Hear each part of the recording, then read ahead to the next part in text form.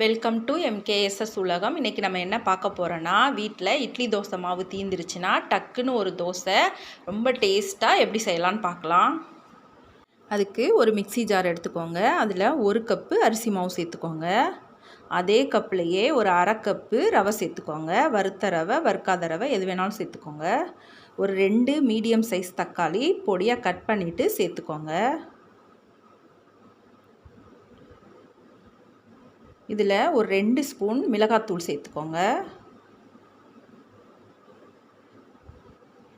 தேவையான அளவு உப்பு சேர்த்துக்கோங்க. ஒரு 1/2 கப்பு தண்ணி சேர்த்துக்கோங்க. இதை நல்லா நைஸாக அரைச்சி எடுத்துக்கோங்க. இப்போ பாருங்கள், நல்லா நைஸாக அரைச்சாச்சு. இதை ஒரு பவுலுக்கு மாற்றிக்கோங்க.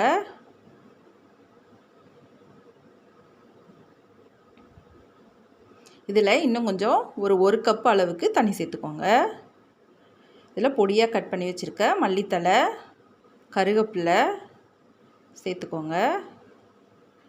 ஒரு 1/2 ஸ்பூனு சோடா உப்பு சேர்த்துக்கோங்க.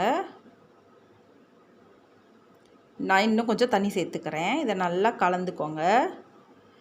மாவு நல்லா தண்ணியாக இருக்கணும். அப்போதான் இந்த தோசை ஊற்றுறதுக்கு நல்லாயிருக்கும்.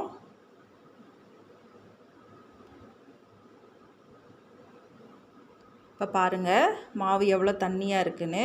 இந்த அளவுக்கு தண்ணியாக இருக்கணும். தோசைக்கல் நல்லா சூடேறவும் தோசைக்கல் முழுக்க நல்லா சுற்றி எண்ணெய் தடவி விட்டுக்கோங்க. இப்போ ஒரு கரண்டி மாவு எடுத்து இப்படி சுற்றி பரசி ஊற்றி விடுங்க. நம்ம நார்மல் தோசை மாதிரி ஊற்றி சுற்ற முடியாது. இப்படி ஊற்றினா தான் இது நல்லா வரும். இப்போ மேலே எண்ணெய் ஊற்றிக்கோங்க. ஒரு சைடு நல்லா கிறிஸ்பியாக வேகட்டும்.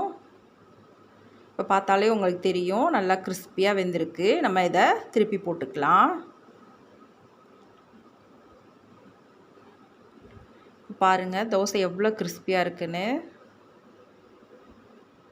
இப்போ இந்த சைடும் நல்லா வேகட்டும். இப்போ 2 பக்கமும் நல்லா வெந்துருச்சு, எடுத்துக்கலாம்.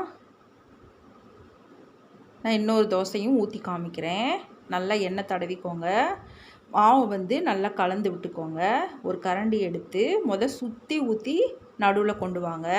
நீங்கள் நடுவில் ஊற்றிட்டு வெளியே ஊற்றுனீங்கன்னா நடுவில் ரொம்ப கெட்டியாக இருக்கும், சாப்பிட்றதுக்கு நல்லா இருக்காது.